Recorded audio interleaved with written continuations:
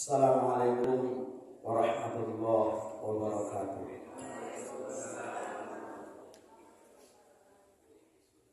Alhamdulillah, alhamdulillahilladzi qad akhrajana nataijal fikri li arbabil hijab.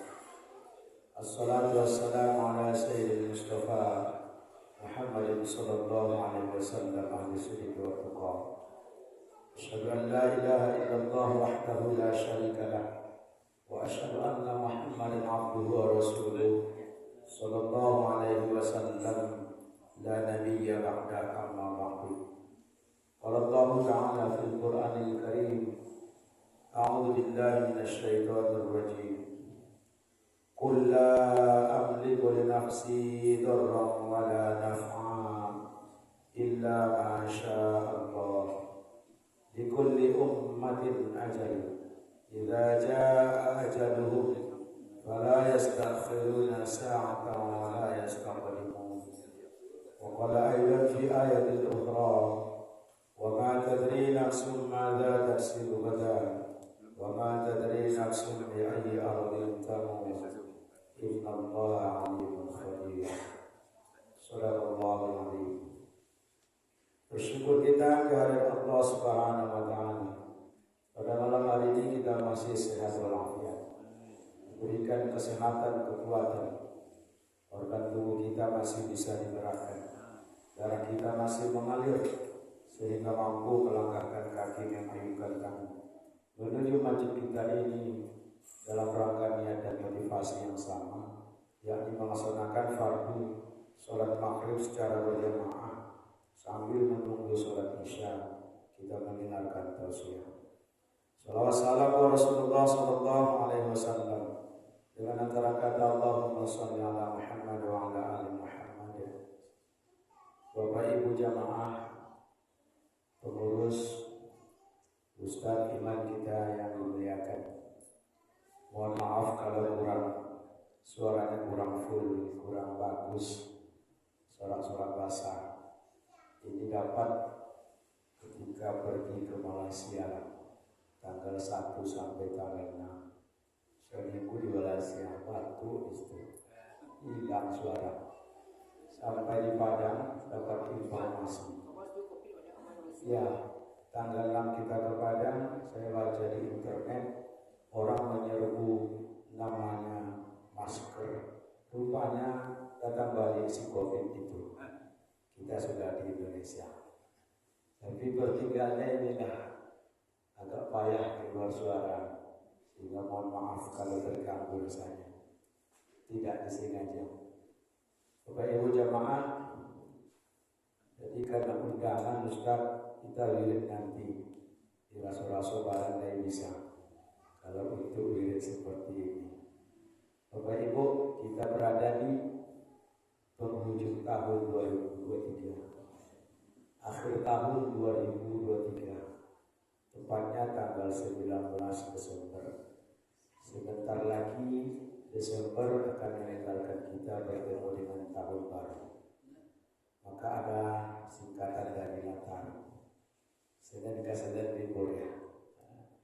Maka ada beberapa hal yang perlu kita sampaikan di akhir tahun ini. Karena kita tidak tahu pasti, sedikit demi sedikit dalam fisik kita sudah dicabut kekuatan itu. Dulu suara saya keras, sekarang dicabut dikit demi sedikit. Tanda bahwa kita sudah lama dipakai organ tubuh kita.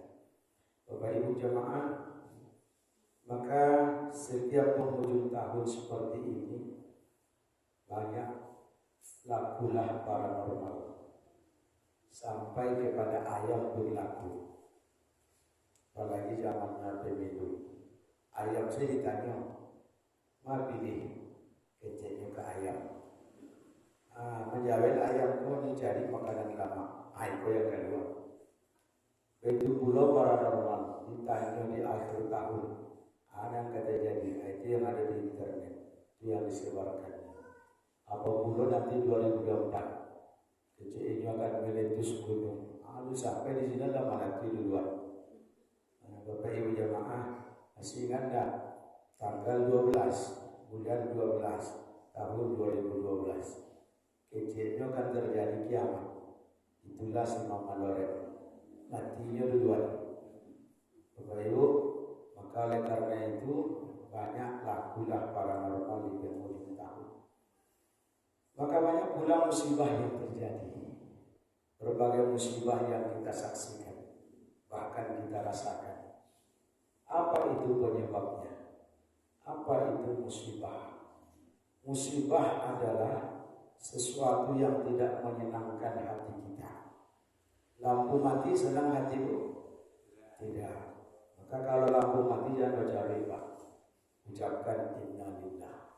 Kau tidak baca riba, baru lampu yang disalah. Kalau itu sesuatu yang tidak menyenangkan, tentunya kita mengucapkan innalillah wa inna ilaihi raji'un. Bapak Ibu jamaah, ada 3 hal penyebab musibah itu datang. Apa itu musibah yang pertama? Penyebab yang pertama adalah karena kekeliruan, kebrutalan manusia itu sendiri. Zaharal fasadi fil barri wal bahri bima kasabat aydin nas. Karena perbuatan manusia, karena tangan manusia. Dimanapun penyebab itu semua boleh ditengok Pak, karena kebrutalan manusia itu sendiri, baik di darat maupun di lautan. Kenapa ini terjadi longsor? Kenapa ini terjadi banjir? Kenapa ini terjadi meletus? Bapak Ibu jamaah, rupanya jawabannya setelah lama terjadi. Sehari, 2 hari, 3 hari baru muncul jawaban. Namanya ilmu kirologi. Kiro-kiro itu jawab Allah. Namanya ilmu kirologi. Kenapa terjadi banjir? Hari ini kita saksikan semula orang berkunjung terus ke sana Pak. Di mana Pak? Ya Rabu update dulu ya. Maka gue yang update. Kalau udah update itu berarti aja ibu pegang HP-nya. Kalau TV dipegang kok. HP terus dilihat. Ternyata di Harau saudara-saudara kita lebih daripada 500 rumah tangga. Ya, sering kita berkunjung ke sana di akhir tahun seperti ini. Wah, tak disangka-sangka Pak jadi lautan di sana. Maka itu adalah akibat karena mungkin kebrutalan ya manusia itu sendiri. Hutan ditebang Pak demi orang kaya, maka terjadilah banjir. Bapak Ibu jamaah, ini di tepi laut. Ya sering disampaikan kita jamaah karena jembatan itu, ya di jembatan itu kan sepanjang jembatan depan Vasco sampai ke tepi laut, ujung batu namanya Bu. Ya banyak kita saksikan, kita lihat sampah ini sembarang buang saja, dibuang ke laut. Kalau di timur Pak, awak di sana, mengalau Pak berusaha Pak di sana. Ya, jadi bak sampah di situ Pak. Jadi dibuang. Tidak usah ke laut Pak, di sungai saja yang di tepi laut Pak. Ini santai saja Pak. Itu burung Pak, mantan burung, dibuangnya ke situ. Tidak peduli dengan dia, mantan burung Pak. Oleh karena itu, karena kebrutalan manusia itu sendiri, maka semoga di akhir tahun ini Bapak Ibu yang tidak terjadi bencana yang sangat memilukan kita. Yang kedua, penyebab terjadinya musibah itu adalah karena akibat hidup mewah. Ya, akibat hidup mewah, semuanya serba dibeli, semuanya serba cukup. Maka dia jauh daripada Allah Subhanahu wa Ta'ala. Merasa cukup semuanya. Ketika diperintahkan bayar zakat, disuruh untuk taat perintah sholat, tidak ada yang mau. Oleh karena itu, akibat hidup mewah itu lupa manusia kepada Tuhan. Mudah-mudahan kemewahan yang kita miliki itu mendekatkan diri kita kepada Allah Subhanahu wa Ta'ala. Itu yang kedua. Yang ketiga yang paling terpenting Pak. Kenapa musibah itu terjadi? Inilah yang saya sampaikan tadi. Musibah itu terjadi dikarenakan akibat dosa dan perbuatan maksiat. Ini yang kita khawatirkan Pak. Kemaksiatan itu merajalela. Bapak Ibu jamaah, kenapa ini terjadi? Kenapa gunung meletus? Ya. Maka ini terjadi sebuah prediksi. Apa yang terjadi Bapak Ibu? Dikirimlah di WA. Masih ingat di awal bulan Desember, kita waktu itu masih di Malaysia, datang informasi tanggal 3 pukul 3 tahun 2023 meninggal 23, selamat 52, jumlah semua 75. Ya udah, itu meletus gunung. Ketika saya baca di beranda, maka saya screenshot dia karena update status orang. Apa dia bilang, Pak? Maka datanglah ilmu kirologi. Betul tidaknya wabah. Lalu dia buat di sana 3 ditambah 3, tanggal 3 di jam 3, 6 ditambah 29 tahun 2023 ditambah 23 karena yang meninggal 23 menjadi 52 orang yang selamat ditambah 23 75 orang yang berangkat ke puncak. Lalu dibuatnya lagi, coba cek ke dalam Al-Quran. Kalau 23 orang itu, surat ke-23 apa? Surat Al-Mu'minun. Qad aflahal mu'minun alladzina hum fi sholatihim khashi'un. Maka muncullah debunya itu berbentuk seorang nenek-nenek yang sedang sholat. Di fotonya itu orang sholat. Lalu ditengok surat 52. Apa surat 52? Surat At-Tur. Apa artinya? Bukit. Lalu 75 orang tengok ke dalam Al-Quran surat apa? Surat 75 adalah surat Al-Qiyamah. Bapak Ibu jamaah, ini benar kebetulan atau ilmu kirologi wallahu a'lam. Tapi munculnya itu adalah setelah kejadian musibah yang terjadi gunung Merapi meletus yang di atas. Artinya ini sebuah perbincangan hangat, Pak. BMKG tak bisa memprediksi hari bagus orang naik ke atas. Dan bisa diprediksi, Pak, walaupun ada alat itu. Apakah tidak berfungsi alat? Maka Allah mempunyai rahasia yang luar biasa. Bapak Ibu jamaah, hal yang menarik di antara yang 25 orang. Maka kita lihat satu persatu. Ternyata mereka yang pergi 75 orang itu adalah bermacam ragam latar belakangnya, bermacam ragam tujuannya. Kemarin saya dapat informasi di antara yang 75 orang yang berangkat itu bahkan meninggal. Yang 23 itu adalah sudah mau menikah, sudah akan nikah, tapi mereka mau menikah di akhir bulan ini. Mereka meninggal di sana berdua. Yang pertama. Yang kedua, seorang mahasiswa UNB namanya Siska. Dia juga ikut ke sana dengan membawa selempang. Dia mau sudah tanggal 17 Maret.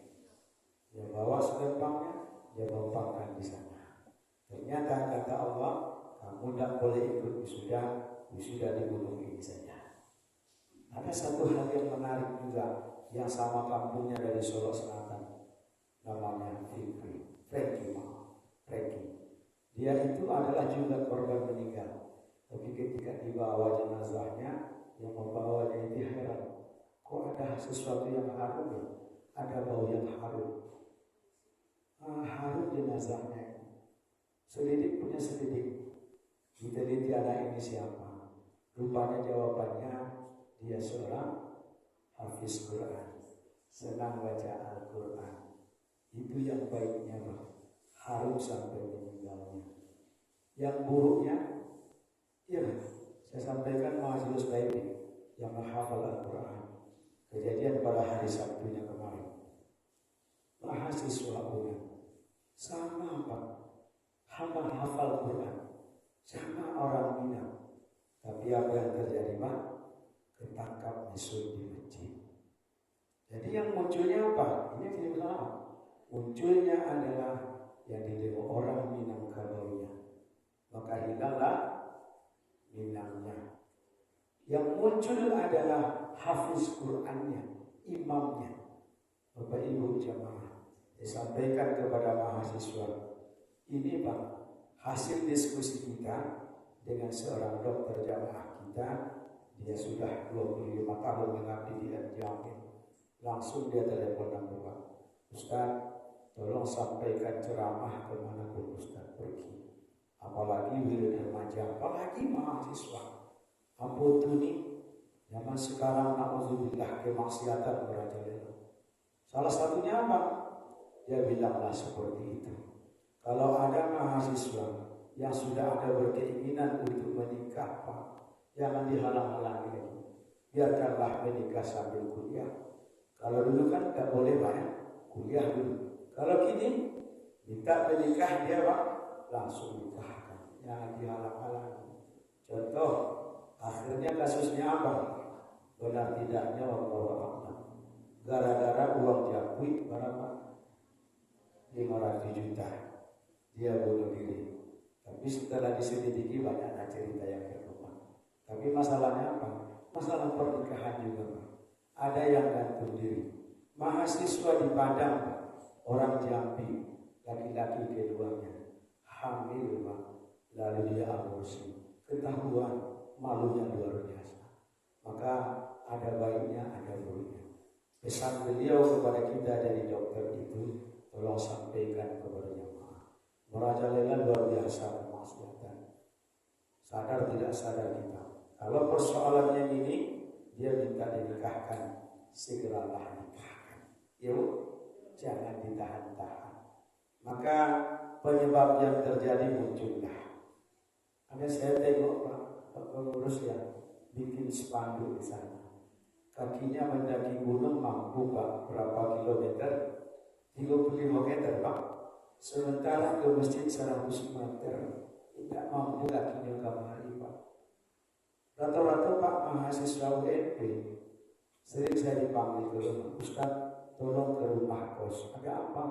Mahasiswa kesurupan. Oh saya bukan ahlinya, saya tidak pandai bidang jin. Ya kan? Kan ada masing-masing bidang doang. Kenapa dia? Dia balik dari mendaki gunung. Nanti itu Pak, mendaki gunung pulang dari Sunan Pari, tidak berisi kosong masuk ke angin. Nah, terjadilah kesurupan. Maka oleh karena itu yang kita sayangkan hari ini, pemuda-pemuda kita mampu yang mendaki gunung setinggi itu Pak. Tapi ke masjid Pak, 100 meter itu disebutnya, tidak mampu kakinya kembali. Saya dipanggil kedua kali ke kos-kosan mahasiswa. Ada masalah di lingkungan mereka. Apa kata ibu kos? Saya tanya, Bu, apakah semua yang hadir ini orang Islam? Saya tanya, ya Islam saja Pak. Tapi entahlah sholat sehingga 15 orang mahasiswa itu Pak, tak ada yang sholat kece ibu kosnya. Bapak Ibu jamaah, itulah generasi kita hari ini. Ya, apa yang Allah sebut surat Maryam ayat 59. Fakhalafa min ba'dihim khalfun adaa'us shalah wattaba'us syahwat wa sawfa yalqawna ghayya. Akan datang generasi nanti setelah mereka itu, generasi yang menyia-nyiakan sholat. Tak mau sholat Pak. Kalau tidak dikawal dan dikeraskan suara kita kepada anak, susah diurut. Maka mereka memperturutkan hawa nafsunya. Ini Pak gua pusing gini Pak. Di mana pusingnya? Lah dulu baca baru hari. Dulu masuk angin baru dinikahkan. Itu yang banyak kasusnya. Kenapa ini terjadi? Karena dibiarkan seperti yang tadi. Bapak Ibu jamaah, lalu muncullah penelitian. Oh, mereka pergi di sana kan pakai tenda. Satu tenda itu 2 orang. Banyaklah masalah-masalah. Kalau kami dulu katanya ketika mendaki memang betul-betul taat di sana aturan, tapi di sini wallahu a'lam kita tidak tahu. Yang pasti inilah yang terjadi musibah, yaitu terjadinya gunung meletus. Ternyata ada hikmah yang perlu kita baca di sana. Bapak Ibu jamaah, ya muda meninggal. Saya tengok Pak di YouTube-nya, boleh ditengok nanti. wisuda mahasiswa UNP hari Minggu kemarin tanggal 17. Bagaimana wisudanya Siska dan Franky? Rupanya sudah disetting oleh panitia wisuda. Menangi-nangi bulu di buatnya Pak. Dan ibunya masing-masing membawa gambarnya Pak di wisuda. Tetapi wisuda saya tengok, ada fotonya tadi saya tengok. Yang wisuda mahasiswa yang meninggal ketika gempa apa musibah itu terjadi Gunung Meletus. Dibawa fotonya untuk dipegang oleh Pak Rektor. Lalu dikembalikan foto itu lagi. Lalu dia geser lagi ambil ijazahnya. Ibunya yang menerimanya Bapak Ibu. Itu yang saya tengok tadi. Artinya apa? Allah sebut dalam surat Yunus ayat 9. Qul la amliku li nafsi darran wala naf'a illa ma Allah. Likulli ummatin ajal. Idza jaa ajaluhum fala yastakhiruna sa'atan wala yastaqdimun. Katakanlah hai Muhammad, aku tidak kuasa menolak mudarat maupun mendatangkan manfaat kepada diriku kecuali apa yang Allah kehendaki. Bagi setiap umat mempunyai ajal, batas waktu. Apabila ajalnya datang, mereka tidak dapat meminta penundaan atau percepatan sesaat pun. Tidak bisa dipercepat dan diperlambat. Tapi sering kita sampaikan Allah sebut ayat ini didukung oleh hadis Nabi. Apabila seorang hamba itu mau dicabut nyawanya, maka Allah berikan keperluan mendadak untuk pergi ke tempat itu. Jadi jangan salahkan siapa-siapa. Dia pergi ke sana menjemput ajalnya, karena sudah sampai di sana tidak bisa diperlambat. Ya, ada yang sudah mau beralih menikah, mau beralih bulan ini juga. Ada yang mau wisuda, Bapak Ibu jemaah, maka itu semua sesuai janjian masing-masing.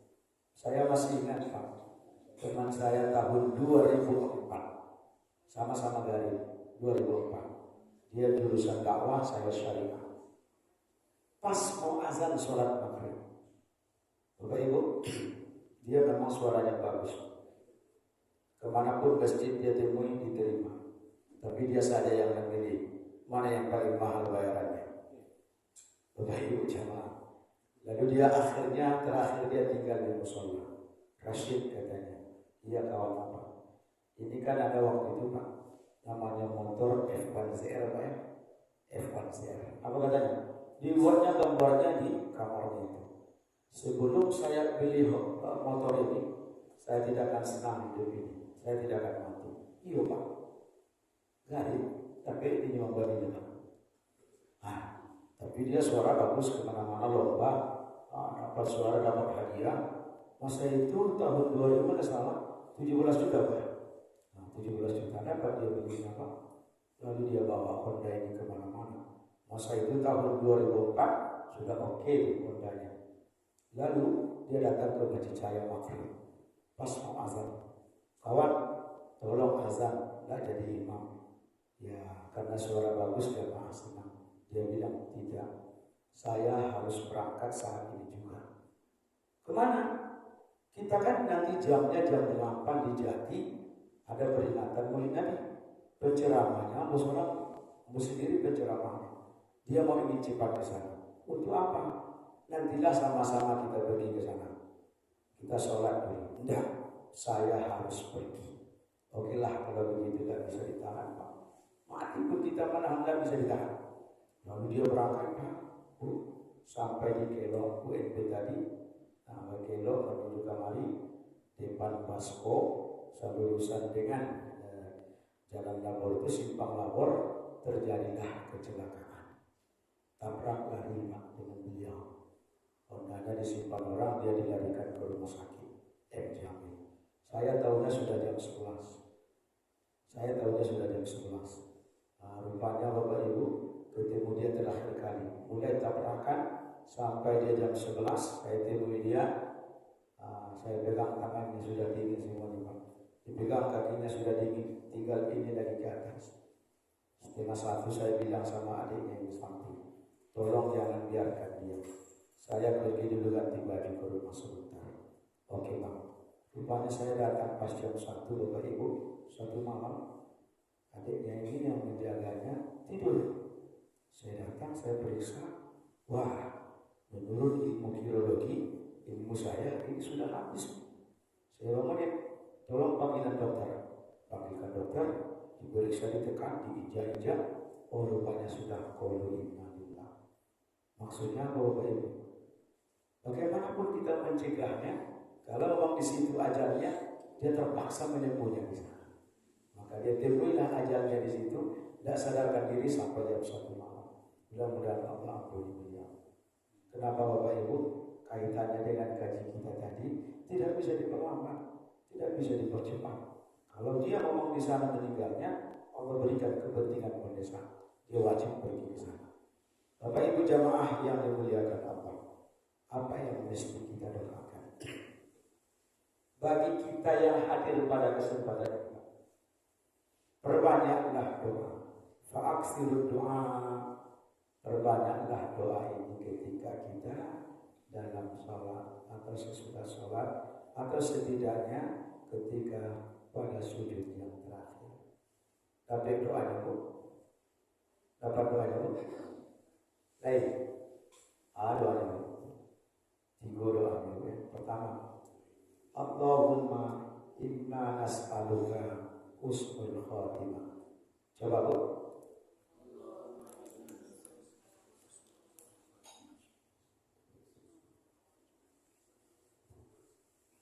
Mohon maaf Bu. Jadi kita ulang. Allahumma inna nas'aluka husnul khatimah. Ya Allah, sesungguhnya aku memohon kepada Engkau husnul khatimah, ya penghabisan yang baik, atau mengucapkan kalimah la ilaha illallah. Tidak ada yang satu pun yang tahu apakah kita pergi dengan mengucapkan kalimah la ilaha illallah atau tidak. Maka kalau berharap berdoa kita husnul khatimah. Allahumma inna nas'aluka husnul khatimah. Ya Allah, berikanlah kepadaku kematian yang husnul khatimah. Kalau bisa Bapak Ibu meminta kepada Allah, matinya di rumah, jangan di rumah sakit. Yuk, kalau bisa. Kenapa di rumah Bu? Kalau di rumah dibimbing oleh anak-anak kita, dibimbing oleh cucu kita. Tapi kalau di rumah sakit, siapa yang bimbing Bu? Apalagi masuk ICU, tak boleh lagi masuk seorang pun. Tidak ada yang membimbingnya. Maka jangan heran. Saya masih ingat Pak, ya tahun 2005 masuk rumah sakit, dia orangnya sudah sok. Kenapa di sini Ustaz? Ya sudah sok. Saya nggak tahu dibawa ke sini.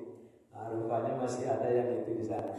Ya ini tempat-tempat kita ada di situ yang kayak gini. Jadi kalau di sana Bu, akhir hayat kita meninggal di sana, tentu dikhawatirkan kan itu. Itu masalahnya. Karena tidak tahu yang satu pun bagaimana kita akhir hayat kita. Maka perbanyaklah doa, Allahumma inna nas'aluka husnul khatimah. 1. Yang kedua doanya, Allahumma razuqna taubatan nasuha qabla al-maut. Ya. Allahumma razuqna taubatan nasuha qabla al-maut. Ya Allah, berilah aku rezeki untuk taubatan nasuha sebelum mati. Karena yang disampaikan Rasulullah menyampaikan kepada kita, innallaha yuqbalu taubah ma lam yuqarrir. Sesungguhnya Allah itu menerima taubat hambanya sebelum dia bergoroh. Bergoroh itu namanya di leher, cici apa. Maka sebelum itu hendaknya kita bertaubatan nasuha kepada Allah. Tapi Bu, coba kita ulang. Allahumma razuqna taubatan nasuha qabla al-maut. Yang kedua. Yang ketiga, karena kita tidak tahu membolak-balikkan hati. Ini sudah hafal mungkin bagi Bapak Ibu. Apa doanya? Allahumma Ya muqallibal qulub, tsabbit qalbi ala dinika wa ala ta'atika. Ya Allah, wahai yang membolak-balikkan hati, tsabbit qalbi, tetapkanlah hatiku ala dinika, atas agamamu, wa ala ta'atika, atas taat juga kepadamu. Doa inilah yang memang mengarah untuk kematian kita yang tidak ada satupun yang tahu. Maka kita sebut tadi di dalam surat Luqman. Ada orang baca Al-Luqman salah, tidak ada alif lamnya. Bacaan yang benar Luqman ayat 34. Apa kata Allah? Wa ma tadri nafsum madza taksibu ghadan wa ma tadri nafsum bi ayyi ardin tamut. Innallaha alimun khabir. Tidak satupun yang kamu tahu apa yang akan kamu lakukan besok. Nah, ini dia yang sampaikan oleh Allah. Wa ma tadri nafsun bi ayyi ardin tamut. Dan tidak satupun kamu tahu di bumi mana kamu akan meninggal. Jadi imam kita baca surat Al-Hasyr ya, ayat 18 mulainya. Maka juga ada di sana Luqman di ujung ayat, innallaha alimun khabir. Sesungguhnya Allah Maha tahu dan Maha meneliti. Bapak Ibu, dalam surat Yunus juga disebut wa fawqa kullu dhi ilmin alim. Di atas yang mempunyai ilmu masih ada yang Maha alim, dia adalah Allah. Maka tidak boleh sombong Pak. Lah S1, S2, S3 tidak boleh sombong. Di atas orang berilmu masih ada yang lebih berilmu lagi. Di atas langit masih ada langit. Maka dalam hal ini Bapak Ibu, bagaimana tingginya ilmu kita? Kita baca dalam penjelasan Pak Quraisy dalam menuju perjalanan yang abadi. Disampaikan di sana, innallaha alimun khabir. Sesungguhnya Allah Maha mengetahui dan Maha meneliti. Ada 3 hal yang tidak diketahui oleh manusia, kata Pak Quraisy. Yang pertama, bagaimanapun ilmu yang tingginya Bapak Ibu, ya tidak tahu dia kapan kematiannya akan datang. Waktu sehat-sehat pergi mampu ya mendaki gunung, ternyata pulang sudah jadi mayat. Sehat-sehat, tidak satu pun yang tahu di bumi mana dia akan meninggal. Persoalan kematian adalah rahasia dari Allah Subhanahu wa taala. Yang pertama, kalau tahu kamu mati besok Pak, dan dia makan dan dia apa besok, memang persiapkan itu. Tapi itu adalah rahasia Allah. Yang kedua, yang tidak diketahui manusia termasuk Rasulullah SAW. Kata Pak Quraisy adalah isi hati istri-istri Nabi. Orang istri Nabi Pak, orang istrinya ada yang mengatakan 9. Rasulullah sendiri tidak tahu isi hati istrinya. Apalagi kita Pak, lah ada yang tahu hati kita di sini Pak. Apakah benci, apakah senang, apakah marah, maka apakah dia taat atau dia dalam keadaan maksiat? Ya Allah yang membolak-balikkan hati kita. Maka tidak satu pun yang tahu hatinya itu, ya apakah hatinya ya baik atau tidak, wallahu a'lam bishawab. Yang ketiga, yang terakhir, tidak satu pun yang tahu berapa kadar ketakwaan seseorang. Ada yang tahu kan? Oh ya alim gini, ya taat gini. Apa yang terjadi Pak? Pukul 18:21 seorang imam yang akan bertugas jadi imam agamis datang kok kawan. Siapa nangkok Pak? Temannya suram, dan seorang labab ini, dan seorang masih bidangan. Nama nangkok labab ini, maka bisa tahu yo mungkinlah pengalaman. Ketika dibuka kunci dan terbuka kamar kok, pasti ada yang nyangkut yang menutup dari dalam. Orang di dalam berarti. Ketika ditengok di kamar mandi di WC, ada rambut panjang. Berarti ada manusia. Pengalaman dia Pak. Kan itu. Jadi ilmu pengalaman itu perlu juga. 1821 gantian tugas jadi imam. Ternyata agamis saja yang jadi masalah, topengnya saja yang hafiz Quran. Maka mohon maaf Pak, sering saya sampaikan kepada mahasiswa, saudara kalau sudah hafiz 30 juz, setannya pun habis 30 juz. Saudara jadi imam besar, setannya pun imam besar untuk menjerumuskan. Tapi anehnya generasi kita Bapak Ibu, saya hanya ingin berpikir saja sama Bapak Ibu jamaah, saya ingin tanya, iblis tidak mau sujud kepada Allah atau kepada Adam? Hah? Kalau kepada Allah dia mau sujud, bahkan dia imam para malaikat. Tapi ketika ditunjuk, disuruh untuk sujud kepada manusia, bapak kakek moyang kita adalah Nabi Adam alaihissalam, maka dia sebut Aba wastakbara, tak mau dia sujud kepada manusia. Hari ini manusia kepada siapa dia yang tidak mau sujud? Kepada siapa? Yang mau sujud dia kepada Allah. Tak mau sholat dan sujud kepada Allah, berarti dia lebih kejam dari Bapak yang bicara itu saya bicara. Kalau iblis itu kepada manusia tidak mau bersujud, dia tidak mau beribadah. Kalau kepada Allah taat dia. Tapi manusia hari ini ibu lah, tidak saya sebut. Kalau ada di rumah, uang lebih dari iblis, pengajar lampu uang atas sarai ibu lah. Dan jalan kita sampaikan. Maka disampaikan tadi, kita tidak tahu ketakwaan seseorang itu. Itu pengajiannya. Maka janganlah tertipu dengan pakaian seseorang. Pakaiannya agamis, tapi hatinya.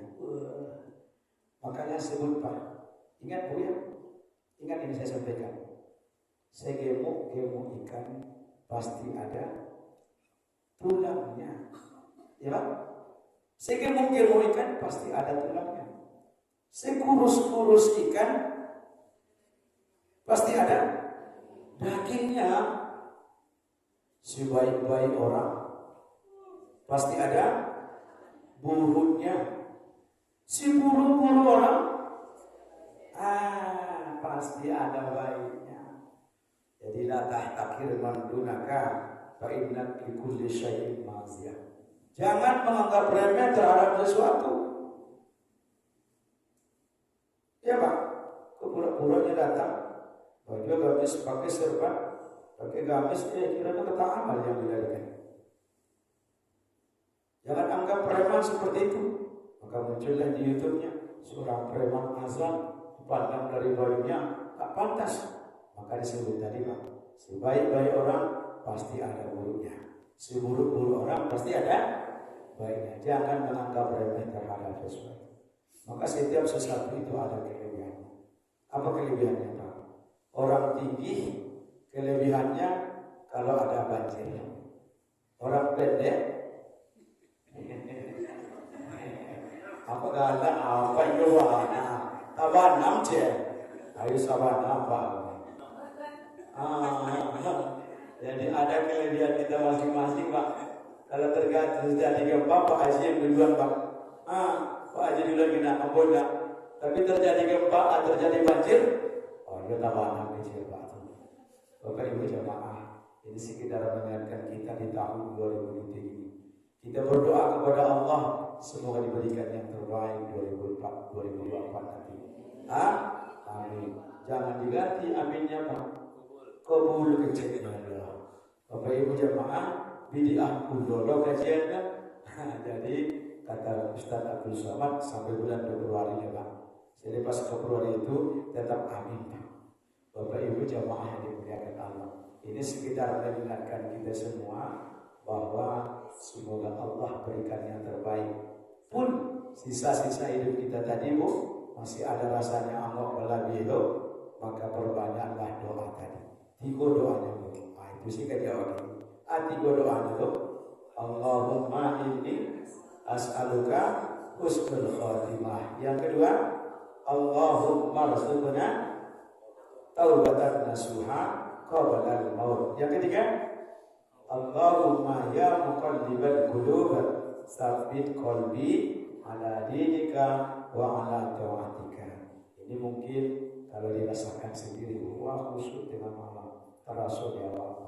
Maka kedekatan kita dengan Allah Subhanahu wa taala rasanya ketika sujud.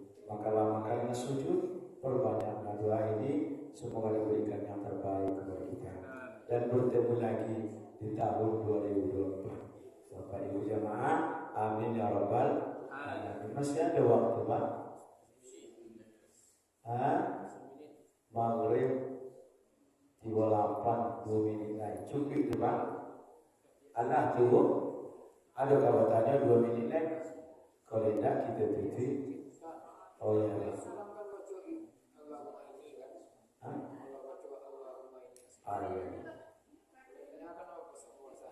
Ya. Satu perlu itu bagus dulu apa Pak? Pertanyaan Bapak. Saya dulu pertanyakan ini di S2 kepada Bapak Profesor Dr. Isbahan. Kata beliau, kalau yang ayat Al-Quran kita baca, maka tidak boleh dirubah-rubah, Pak. Apa salah satu contoh? Surat Al-Isra ayat 3. Ya, Rabbi ghfirli wa qur rabbirhamhuma kama rabbayani shaghira. Walaupun seorang imam ayat yang dibaca tidak boleh ditukar. Kalau banyak maka tukarlah ayat itu. Tak boleh kalau ayat yang dibaca sedang dalam sholat. Lalu ulama nahwu sebawah kita belajar ilmu nahwu. Di luar sholat bolehlah kita ganti domirnya. Kalau ya menunjukkan saya atau aku, kalau na menunjukkan kami. Nahnu boleh ditukar di luar sholat. Kita paham. Bunyinya kadang-kadang suruh pada